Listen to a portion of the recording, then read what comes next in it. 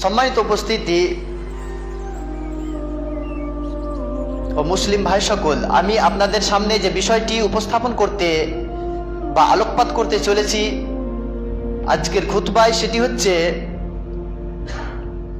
সালাত বা নামাজের গুরুত্ব ও ফজিলত। এই বিষয়টি নিয়ে ইনশাআল্লাহ সুবহানাহু ওয়া তাআলা আপনাদের সামনে কিছুক্ষণ আলোকপাত করব। ওমা তৌফিক ইল্লা বিল্লাহ। যেমনটা আমরা জানি যে সালাত একটা গুরুত্বপূর্ণ ইবাদত, নামাজ একটা ইসলামের মধ্যে গুরুত্বপূর্ণ, অতীব গুরুত্বপূর্ণ একটা ইবাদত। আমরা জানি নামাজ খুব বড় একটা ইবাদত, অথচ আমাদের মধ্যে অনেকেই নামাজের বিষয়ে উদাসীন বা সালাত প্রতিষ্ঠা করেন না। আমাদের মধ্যে অধিকাংশই দেখা যায় মুসলিম সমাজে যারা নিজেদের মুসলিম দাবি করে তাদের মধ্যে অধিকাংশই সালাত প্রতিষ্ঠা করে না বা নামাজ পড়ে না। আসলে নামাজের গুরুত্ব কতটা, নামাজের ফজিলত কতটা, এগুলো আমাদের জানা থাকে না বা জানা নাই। অনেকে হয়তো শুনছি, এক কান দিয়ে শুনছি, আর এক কান দিয়ে হয়তো বের করে দিচ্ছি, মানে মাইন্ড করি না। তাই আমাদের মধ্যে দেখা যায় অধিকাংশ মানুষ বেনামাজি, নিজেকে মুসলিম দাবি করে, নিজেকে শরীয়তে ইসলামের অন্তর্ভুক্ত মনে করে, অথচ সালাত প্রতিষ্ঠা করে না। তো যাই হোক, আজকে আমি আপনাদের সামনে পেশ করব সালাতের অনেক গুরুত্ব রয়েছে, মর্যাদা রয়েছে, মাহাত্ম্য রয়েছে। সর্বপ্রথম যদি আমরা বলতে যাই বা দেখি, তাহলে দেখতে পাওয়া যাবে যে শরিয়তে ইসলাম সালাতকে ইসলামের বুনিয়াদের একটা বুনিয়াদ বলা হয়েছে বা গণনা করেছে। ইসলামের 5টি স্তম্ভ বা বুনিয়াদ, পিলার বা ফাউন্ডেশন, আমরা অনেকেই শুনেছি যে ইসলামের 5টি স্তম্ভ রয়েছে, তার মধ্যে একটি হচ্ছে সালাত।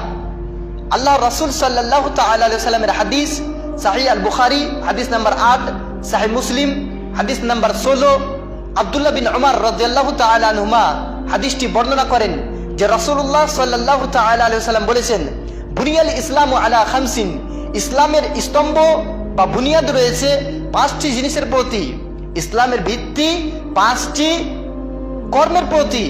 তার মধ্যে প্রথম হচ্ছে, 1 নম্বর যেটা পয়েন্ট, সেটা হচ্ছে কাউলু লা ইলাহা ইল্লাল্লাহ ওয়া আন্না মুহাম্মাদার রাসূলুল্লাহ। এটা সাক্ষ্য দেওয়া যে আল্লাহ সুবহানাহু ওয়া তাআলা ছাড়া সত্য কোনো উপাস্য নেই এবং মুহাম্মদ সাল্লাল্লাহু তাআলা আলাইহি ওয়াসাল্লাম আল্লাহ সুবহানাহু ওয়া তাআলার সর্বশক্তিমান সৃষ্টিকর্তার রাসূল বা নবী, শেষ নবী। এটা ইসলামের প্রথম বুনিয়াদ।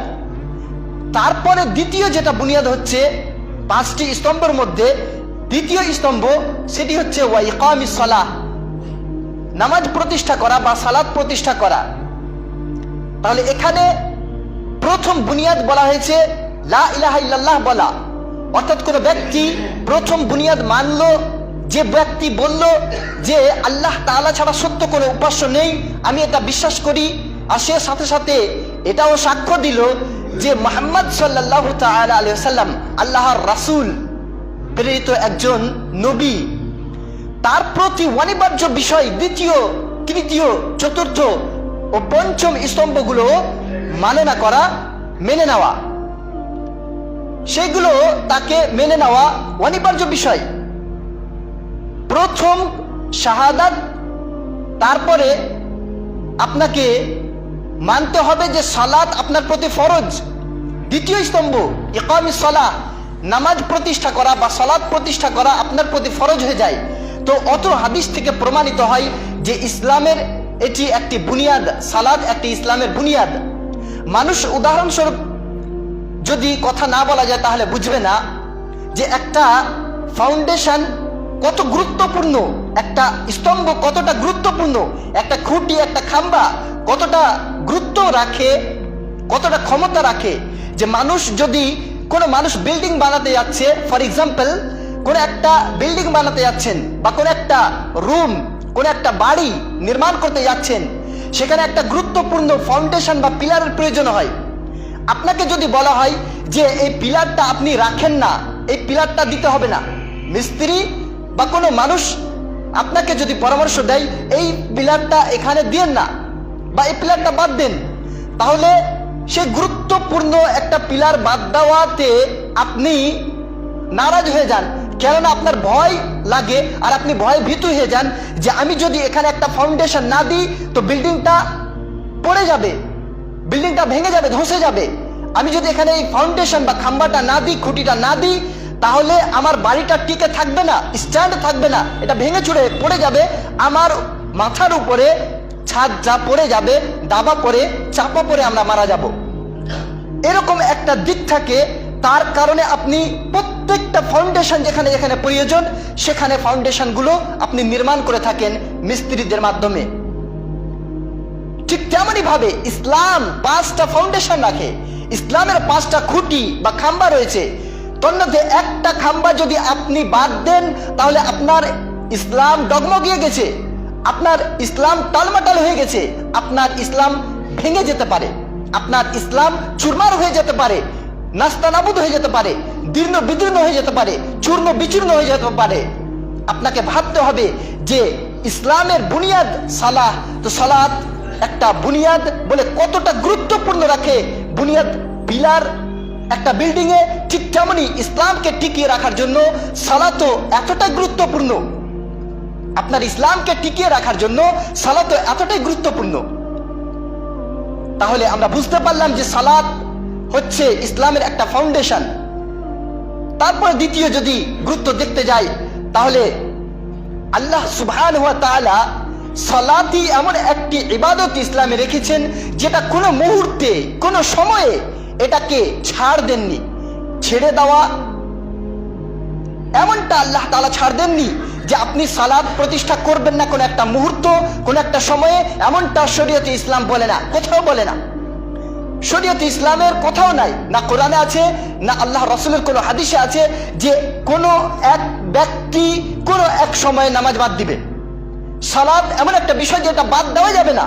আল্লাহ সুবহানাহু ওয়া তাআলা বলেন সূরা আল বাকারা সূরা নাম্বার 2 আয়াত নাম্বার 238 থেকে 39 আল্লাহ সুবহানাহু ওয়া তাআলা বলেন হাফিজু আলা সালাওয়াত ওয়াস সালাতিল উসতা ওয়া কুমু লিল্লাহি কানিতিন, তোমরা 5 ওয়াক্ত নামাজের প্রতি যত্নবান হও এবং আল্লাহ সুবহানাহু ওয়া তাআলার সামনে দণ্ডায়মান হও বিনীতভাবে, নম্র ভদ্র আকৃতিতে ঢাঁচায় তোমরা বিনীতভাবে আল্লাহ সুবহানাহু ওয়া তাআলার সামনে দণ্ডায়মান হও। এবং যদি তোমাদের ভয় থাকে ফাইন খিফতুম, যদি ভয় থাকে নামাজ পড়তে গিয়ে ফারিজালান আও রুকবানা, তাহলে তোমরা হাঁটতে হাঁটতে পথ চলতে চলতে তোমরা সালাত প্রতিষ্ঠা করো, অথবা তোমরা আরোহণরত অবস্থায় কোনো সাওয়ারিতে আরোহণরত আছেন সে সময় সালাত প্রতিষ্ঠা করো। অত্র আয়াতটি বলতে চাই যে কোনো ব্যক্তি, যে কোনো ব্যক্তি নিজেকে মুসলিম দাবি করে তার প্রতি অনিবার্য বিষয় যে প্রত্যেকটা সময় সে সালাত পড়বে, সালাত ছাড়বে না। থাকুক সে অসুস্থ অথবা সে হেলথি, সুস্থবান থাকুক, প্রত্যেকটা অবস্থাতে তাকে নামাজ বা সালাত প্রতিষ্ঠা করতে হবে। থাকুক সে সফরে কিংবা সে রোগে আক্রান্ত অবস্থায় থাকুক, সে শুয়ে শুয়ে কিংবা বসে কিংবা বসতে পারে না, দাঁড়িয়ে দাঁড়িয়ে সালাত প্রতিষ্ঠা করতে হবে। যদি যুদ্ধের ময়দানে থাকে, যদি ভয়ে ভীতু হয়ে থাকে যে শত্রু তাকে তাড়া করছে, মারবে, ধরতে পেলে তার জান নিয়ে নেবে, সময় যদি দেখা যায় যে সালাতের সময় অতিবাহিত হচ্ছে কোনো একটা সময়, তখনই তাকে দৌড়তে দৌড়তে শত্রুর হাত থেকে পলায়নরত অবস্থায় তাকে সালাত প্রতিষ্ঠা করতে হবে, সালাত পড়তে হবে, অনিবার্য বিষয়। এটা আল্লাহ সুবহানাহু ওয়া তাআলার এই আয়াত স্পষ্ট করে যে যদি আপনার ক্ষমতা না থাকে তাহলে আপনি শুয়ে শুয়ে পড়েন, আপনি চলতে চলতে পড়েন, আপনি আরোহণরত অবস্থায় সালাত প্রতিষ্ঠা করেন। এই হাদিসের এই আয়াতের ব্যাখ্যা যদি হাদিসে দেখতে যাই, সাহিহ আল বুখারী হাদিস নাম্বার 1117-তে একটি হাদিস বর্ণিত হয়েছে যে একজন ব্যক্তি আল্লাহর রাসূলকে, একজন সাহাবা জিজ্ঞেস করছেন যে সাআলতুর রাসূলুল্লাহ সাল্লাল্লাহু আলাইহি ওয়াসাল্লাম, সাআলতুন নবিয়্যা, আমি আল্লাহর নবী মুহাম্মদ সাল্লাল্লাহু আলাইহি ওয়াসাল্লামকে জিজ্ঞেস করলাম আনিস সালাতে, নামাজের বিষয়ে জিজ্ঞেস করলাম যে আমি একজন রোগাক্রান্ত ব্যক্তি, তো আমি কিভাবে নামাজ পড়বো? তখন আল্লাহ রাসূল সাল্লাল্লাহু তাআলা আলাইহি ওয়াসাল্লাম সেই ব্যক্তিকে বললেন যে সল্লি কাইমান, তুমি দাঁড়িয়ে দাঁড়িয়ে নামাজ পড়ো। ফাইল্লাম তাস্তাতি, যদি দাঁড়িয়ে নামাজ পড়ার ক্ষমতা না থাকে, ফাকাইদান, তাহলে তুমি বসে বসে নামাজ পড়ো। যদি বসে নামাজ পড়ার বা সালাত প্রতিষ্ঠা করার ক্ষমতা না থাকে, তাহলে ফাআলা জামবিন, তাহলে তুমি এক কাঁধে ভর দিয়ে শুয়ে শুয়ে নামাজ বা সালাত প্রতিষ্ঠা করো। অত্র হাদিস আর আয়াত একই কথা বলে যে কোনো ব্যক্তির যতটা তার ক্ষমতা আছে, কোনো ব্যক্তি দাঁড়িয়ে সালাত প্রতিষ্ঠা করার ক্ষমতা রাখে না, তাকে বসে সালাত পড়তে হবে। কোনো ব্যক্তি দাঁড়িয়ে সালাত পড়ার ক্ষমতা রাখে, তাকে দাঁড়িয়ে পড়তে হবে।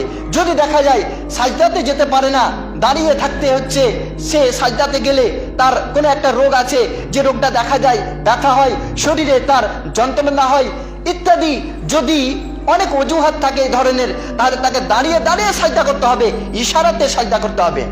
যদি কোনো ব্যক্তি বসে বসে সালাত প্রতিষ্ঠা করার ক্ষমতা রাখে, তাকে বসে বসে সালাত প্রতিষ্ঠা করতে হবে। যদি সাজদা করার ক্ষমতা না থাকে, ইশারায় বসে বসে সাজদা করতে হবে। যদি এটাও ক্ষমতা না থাকে, তাহলে তাকে শুয়ে শুয়ে তাকে সালাত প্রতিষ্ঠা করতে হবে। তবে তার প্রতি সালাত মাপ নেই, ক্ষমা নেই, যতক্ষণ পর্যন্ত মানুষ যুবক অবস্থায় পদার্পণ করে। একজন শিশু, একজন ছেলে মেয়ে যখনই তার যুবক অবস্থায় পদার্পণ করে, তখন থেকে আল্লাহ সুবহানাহু ওয়া তাআলার ফেরেশতারা কলম চালাতে বা লিপিবদ্ধ করতে আরম্ভ করেন যে কি করছে, গুনাহের কাজ কতটা করছে, নেকির কাজ সে কতটা করছে। এরকম আল্লাহ তাআলার ফেরেশতারা কলম চালাতে লাগেন আর লিপিবদ্ধ করতে লাগেন, যেগুলো কিয়ামতের দিন তার সামনে উপস্থাপন করবেন। ঠিক তেমনই ভাবে যতগুলো আমল সে করছে, সেই আমলগুলোর মধ্যে সালাতেরও যুবক অবস্থায় পদার্পণ করেছে, তখন থেকে তার সালাতের হিসাবটাও আল্লাহ ফেরেশতারা লিখছেন। যখন সে অসুস্থ তখনও লিখছেন, যখন সে রোগে আক্রান্ত ক্ষমতাহীন তখনও লিখছেন, যখন জ্ঞান শূন্য তারপরে মৃত্যুবরণ করছেন তখন কিন্তু ফেরেশতারা লেখেন না। তার মানে বোঝা যায় যে আপনি যুবক অবস্থায় পদার্পণ করেছেন, আপনার প্রতি ইসলামের অনিবার্য বিষয়গুলো ফরজ হয়ে যায়, সেগুলো আপনাকে বাস্তবায়ন করতে হবে, সেগুলো আপনার বাস্তব জীবনে সেগুলোকে পালন করার প্রচেষ্টা করতে হবে। নচেত ফেরেশতারা আপনার বিপক্ষে সাক্ষী দেবেন, সেগুলো আপনার সামনে আপনার বিপক্ষে উপস্থাপন করবেন কিয়ামত দিবসে। যদি আপনি অসুস্থ অবস্থায় আছেন, আপনি টয়লেটে যেতে পারেন না, শুয়ে শুয়ে টয়লেট করছেন, কেউ সাফ করছে না করছে, সে অবস্থায় আপনাকে সালাত প্রতিষ্ঠা করতে হবে। সালাত এতটা গুরুত্বপূর্ণ বিষয়। তারপরে দেখা যায় তাহলে সালাতের বিষয়ে আরো অনেক মর্যাদা বা গুরুত্বের কথা বলা হয়েছে। যেমন সালাত এমন একটি বিষয়, যে বিষয়টি আল্লাহর রাসূল সাল্লাল্লাহু তাআলা আলাইহি ওয়াসাল্লাম নিজের জীবনের শেষ মুহূর্তে যে বিষয়ে কথা বলেছিলেন। উম্মতদের উপদেশ আল্লাহর রাসূল দিতে গিয়ে মৃত্যুর শেষ বাক্য, মৃত্যুর আগে আল্লাহ রাসূলের শেষ বাক্য বা শেষ উপদেশ উম্মতদের জন্য ছিল সালাতের বিষয়ে।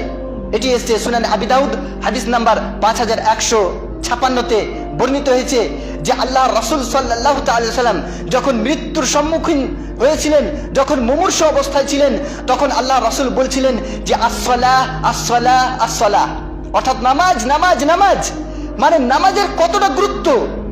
এই হাদিস থেকে বোঝা যায় যে আল্লাহ রাসূল নিজের উম্মতকে নামাজের গুরুত্ব বোঝানোর জন্য উপদেশ দিতে গিয়ে শেষ জীবনে লাস্ট আল্লাহ রাসূলের যেটা বাক্য ছিল, মুখ থেকে উচ্চারিত হয়েছিল, সেটি ছিল আসসালাহ আসসালাহ আসসালাহ, সালাত সালাত সালাত, নামাজ নামাজ নামাজ, অর্থাৎ নামাজ পড়ুন, নামাজ কখনোই ছাড়বে না তোমরা, হে আমার উম্মতরা তোমরা কখনোই নামাজ ছেড়ো না। এটাই ছিল আল্লাহ রাসূলের মুখ থেকে শেষ বাক্য, যেটা আল্লাহ রাসূল মৃত্যুর আগে বলেছিলেন। তারপরে যদি দেখতে যাই তো নামাজের আরো অনেক গুরুত্ব রয়েছে। তার মধ্যে আরো একটি গুরুত্ব বা মর্যাদা বা ফজিলত, যে নামাজ প্রত্যেক নবীর শরীয়তের অন্তর্ভুক্ত একটি বিষয়। নামাজ এমন একটি ইবাদত, এমন একটি আমল, এমন একটি বিষয় যে প্রত্যেক নবীর যুগে, প্রত্যেক রাসূলের যুগে নামাজের কথা ছিল। আল্লাহ তাআলা এটা বলেন সূরা আল আম্বিয়া সূরা নম্বর 21 আয়াত নম্বর 73, আয়াত নম্বর 73 আল্লাহ তাআলা বলেন যে আমি তাদেরকে ওয়াহি করেছি নামাজ, ভালো কর্মের কথা বলেছি, যে ভালো কর্ম করো, ওয়া ইকামিস সালাহ ওয়া ইকামাস সালাহ, নামাজ প্রতিষ্ঠা করতে, ওয়া ইতাআজ যাকাত, আর যাকাত প্রদান করতে।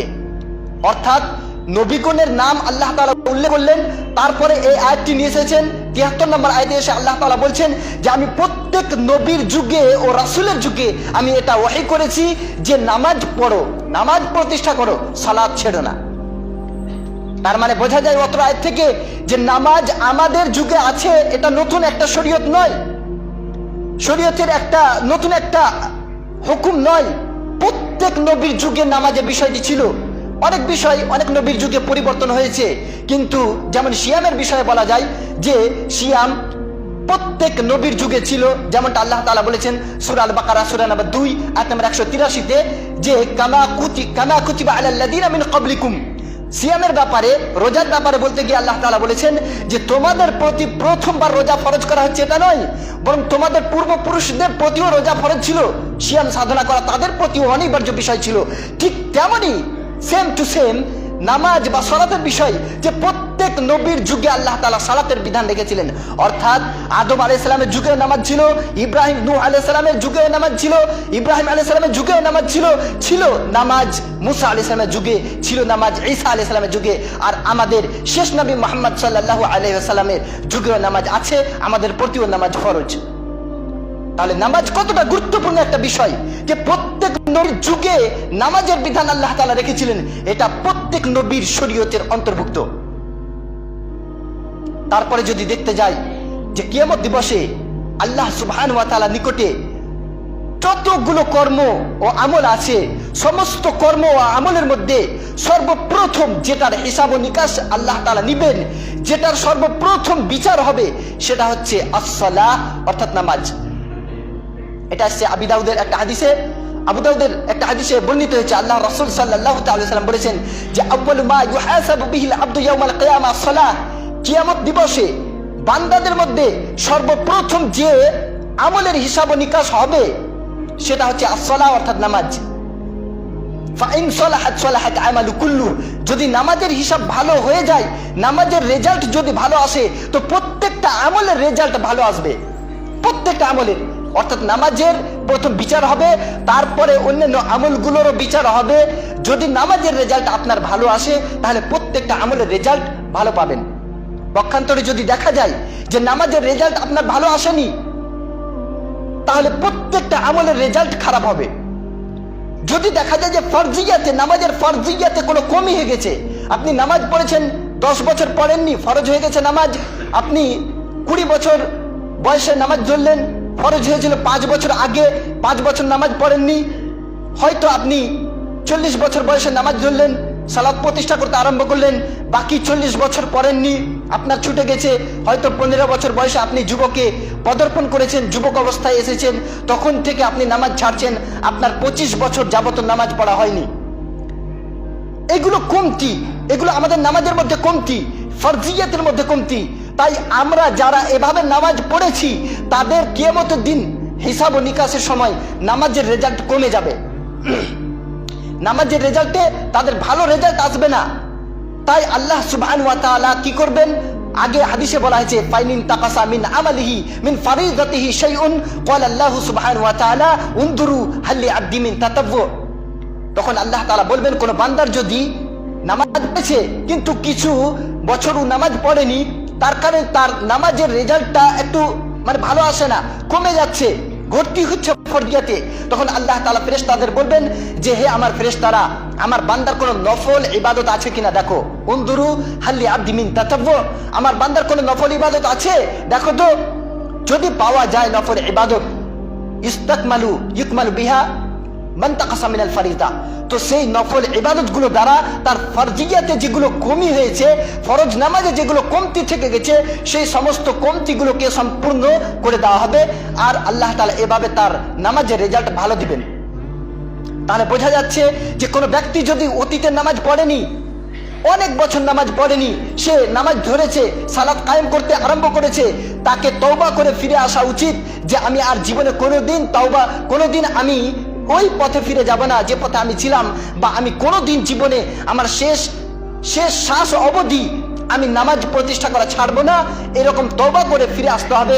আর তাকে বেশি বেশি তার জীবনে সালাত প্রতিষ্ঠা করতে হবে, নফল যেগুলো সালাত, যাতে করে কিয়ামতের দিন তার ওই নফল সালাতগুলো দ্বারা আল্লাহ তাআলা এই রেজাল্ট ভালো করে দেন, আর তারপরে বাকি রেজাল্টগুলো জানে ভালো আছে। আর আল্লাহ তাআলা আদেশ করেছেন সূরা হিজর সূরা নাম্বার 15 আয়াত নাম্বার 99 আল্লাহ তাআলা বলেছেন ওয়া'বুদ রাব্বাকা হাত্তা ইয়াতিয়াকাল ইয়াকিন, তুমি তোমার প্রভুর ইবাদত করো ততক্ষণ পর্যন্ত যতক্ষণ পর্যন্ত তোমার নিকটে মৃত্যু না আসে। যে কোনো ইবাদত এখানে আল্লাহ তাআলা আমভাবে জেনারেলি বলেছেন, সাধারণভাবে ব্যবহার করছেন যে ওয়া'বুদ রাব্বাক, তুমি তোমার প্রতিপালকের ইবাদত করো হাত্তা ইয়াতিয়াকাল ইয়াকিন, তোমার কাছে মৃত্যু আসা অবধি। মানে যে কোনো ইবাদত, আপনি নামাজ পড়েন, কুরবানি করেন, আপনি সিয়াম সাধনা করেন, আপনি হজ করেন, আপনি আরো অন্যান্য নফল সাদাকা বা যাকাত প্রদান করেন, আরো কিছু করেন, যে কোনো ইবাদত আপনি করছেন সেটা আপনি কন্টিনিউয়াসলি করে যান আপনার আনটিল ইউর ডেথ, আপনার মৃত্যু অবধি। তাহলে আল্লাহ সুবহানাহু ওয়া তাআলা ক্ষমা পাবেন, আল্লাহ তাআলার কাছে আপনি অনেক মর্যাদাবান হবেন। তাহলে বোঝা যাচ্ছে যে নামাজের কতটা গুরুত্ব, যে কিয়ামত দিবসে সর্বপ্রথম এই নামাজের হিসাব ও নিকাশ হবে। নামাজ এর আরো গুরুত্ব অনেক বলা যায়, অনেকক্ষণ লেকচার দেওয়া যায় নামাজের গুরুত্ব ফজিলতের বিষয়ে। নামাজ এমন একটি বিষয়, এমন একটি আমল, যে আমল মুসলিম মধ্যে ও কাফিরের মধ্যে পার্থক্য করে দেয়। নামাজ এমন একটি ইবাদত, যে ইবাদত না করলে ইসলাম থাকে না। আল্লাহ রাসূলের হাদিস, সুনান তিরমিজিতে একটি হাদিস এসেছে যে বাইনার রাজুল ওয়া বাইনাশ শিরকি ওয়াল কুফরি তারকুস সালাহ, যে একজন মানুষ ও শিরক ও কুফরের মধ্যে পার্থক্যকারী হচ্ছে সালাহ ছেড়ে দেওয়া, নামাজ ছেড়ে দেওয়া। অর্থাৎ কোন ব্যক্তি যদি নামাজ না পড়ে, নামাজ ছেড়ে দেয়, সে ব্যক্তি আর মুসলিম থাকে না, সে ব্যক্তি অমুসলিম হয়ে যায়, তার সাথে ইসলামের কোনো সম্পর্কই থাকে না। আরো একটি হাদিসে, মুসলিমের একটি হাদিস এসেছে আল আহদুল্লাযী বাইনানা ওয়া বাইনাহুমুস সালাহ ফামান তারাকাহা ফাকাদ কাফার, আমাদের এবং কাফির ও মুশরিকদের মধ্যে যেটা আহদ বা প্রতিশ্রুতি, যেটা অঙ্গীকার, সেটা হচ্ছে নামাজ। ফামান তারাকাহা ফাকাদ কাফার, যে ব্যক্তি নামাজ ছেড়ে দিল, যে ব্যক্তি সালাত পরিত্যাগ করলো, সে কাফির হয়ে গেল। এই সমস্ত হাদিসগুলো বলে যে কোনো ব্যক্তি যদি সালাত প্রতিষ্ঠা না করে আর সে নিজেকে মুসলিম দাবি করে, সে মুসলিম থাকে না। সে যতই মুসলিম দাবি করুক না কেন, সে মুসলিম থাকে না।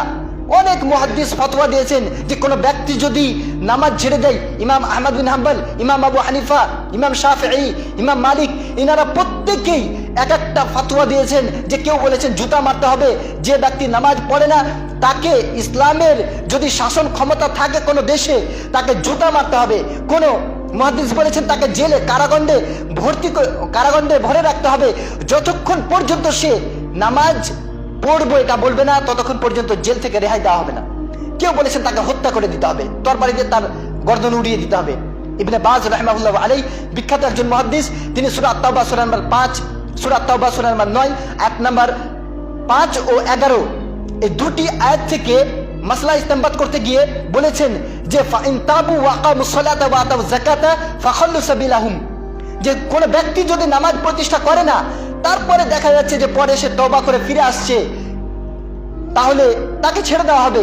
যদি দেখা যাচ্ছে নামাজ পড়ে না, ইসলামের শাসন ব্যবস্থা যদি চলে, তাহলে তাকে শাসক বলবে, রাজার পক্ষ থেকে তাকে বলা হবে, মন্ত্রীর পক্ষ থেকে তাকে বলা হবে যে তুমি তওবা করে ফিরে আসবে, দিয়ে 5 ওয়াক্ত নামাজ পড়বে নাকি পড়বে না, পড়বে নাকি পড়বে না। যদি বলে তওবা করবো না বা পড়বো না, তাহলে তার গর্দন উড়িয়ে দিতে হবে, তাকে হত্যা করে দিতে হবে। তার মানে কি, সে মুরতাদ, ইসলাম থেকে বহিষ্কার হয়ে গেছে। মানে কাউকে হত্যা করার পারমিশন শরীয়ত দেয় না, তবে যে ব্যক্তি ইসলামে আসার পরে ইসলাম থেকে বের হয়ে গেছে, বহিষ্কার হয়ে গেছে, তার গর্দন উড়িয়ে দিতে বলেছে। আর এই জন্য অনেক আলেমকে আমরা ইউটিউবে, ফেসবুকে, টুইটারে, ইনস্টাগ্রামে আমরা দেখছি যে অনেক আলেম ফতোয়া দিচ্ছেন যে কোনো ব্যক্তি যদি বেনামাজি হয় তার জানাজা পড়তে যাব না। কেননা একজন বেনামাজি মুসলিম নয়, সে কাফির, সে মুশরিকদের অন্তর্ভুক্ত, সে কাফিরদের দলভুক্ত। তো সে ব্যক্তি যদি কাফির হয়, তার জানাজা কি করে হতে পারে? জানাজা তো মুসলিমদের হয়, একজন কাফির ব্যক্তির জানাজা হয় না।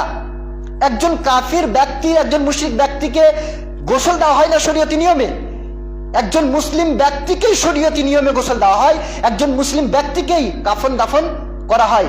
আর কোনো অমুসলিমের জানাজা পড়া হয় না, কোনো অমুসলিমকে আমাদের মুসলিমের মতো করে মাটি দেওয়া হয় না, সমাধিস্থ করা হয় না, কবরস্থ করা হয় না।